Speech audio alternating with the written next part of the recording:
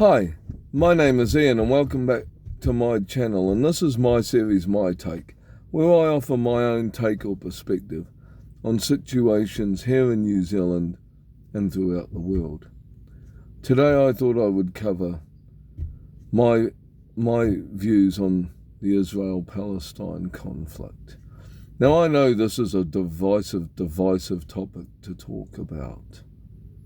And yes, people talk about, well, there were deals signed around the Second World War about, the land was Palestine's, and then Britain signed a deal to relocate the Israelis there. But you need to go back in history further than that. There were people who were Israelites back in the day, and regardless of whether you were Christians or not, there were people who were Israelites. And they were pushed out of that land that was, well, it wasn't called Israel back then. I believe it was called Canaan. But, they were pushed out there. And there was a little bit on the map that was Philistia, which is what we would consider to be Palestine now, like where Gaza is. That's about the only part where you could argue Palestinians were. But at no stage, if you look through history, have Palestine ever formally owned that bit of land. So that's a lot of the reason that creates a lot of this division too. Now, let's call it what it is. The attack on October the 7th was a terrorist attack, regardless of whether you are completely pro-Palestine / Hamas or not. It was a terror attack. We wouldn't be excusing it if it was the other way around. If a bunch of Christians or Jews went in and say, took out 12 to 1400 Muslims in just an attack like that, we wouldn't be excusing it. We'd be calling it terrorism, and we would be totally supporting worldwide, and I mean nearly every man, woman and child worldwide would be supporting the retaliation that, say, the Muslim community gave back. So, it's all very well to say, but the Israelis bombed a hospital. Well, no, actually, that was actually Hamas that did that. Like, the first reports claimed it was the Israelis, but it turned out to be Hamas. Plus, Hamas have set up their own base of operations within hospitals and schools, which I remember from being taught back in the day that hospitals and schools, and I think it was religious buildings, were always no-nos to attack in conflict. Obviously, that's changed a lot over the last 4 or 5 decades, but they used to be no-nos.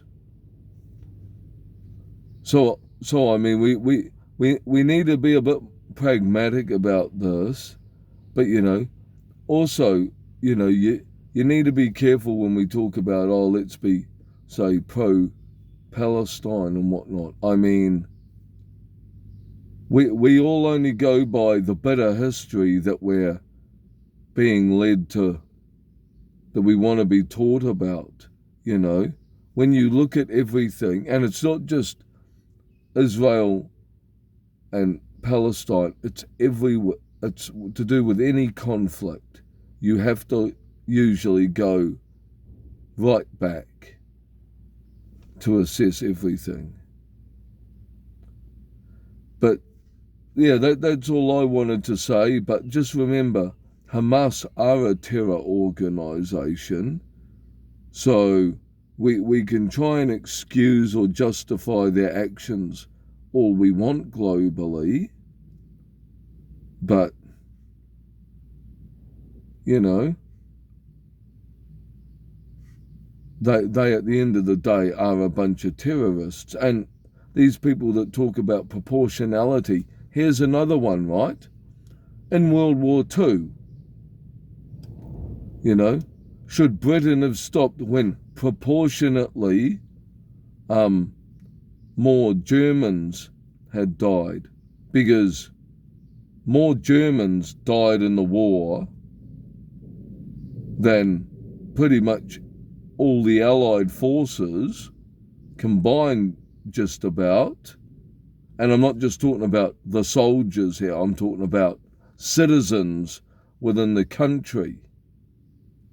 So, should Britain have stopped? If they'd gone, oh, well, sorry guys, we've now killed 7 million Germans, oh, well, we better stop. But if you hadn't eradicated the Nazis, would they have stopped? Again, people calling for a ceasefire in Gaza, right? Okay, let's say hypothetically the Israelis threw down their weapons today and said, okay, we're going to stop. Let me ask you a question. Would that make Hamas stop? I will let you personally decide that in the comments section, but would that make Hamas stop? I personally think no, because if you don't get rid of Hamas, then it makes it harder to have unity between Israel and Palestine. Anyway, that's my take on the situation. I didn't really want to go down this route in my series, but I thought since it was a big event in the world, I thought I'd better offer a bit of an opinion. Anyway, as usual, guys, I welcome, feedback, but please keep your comments respectful. Thanks and bye.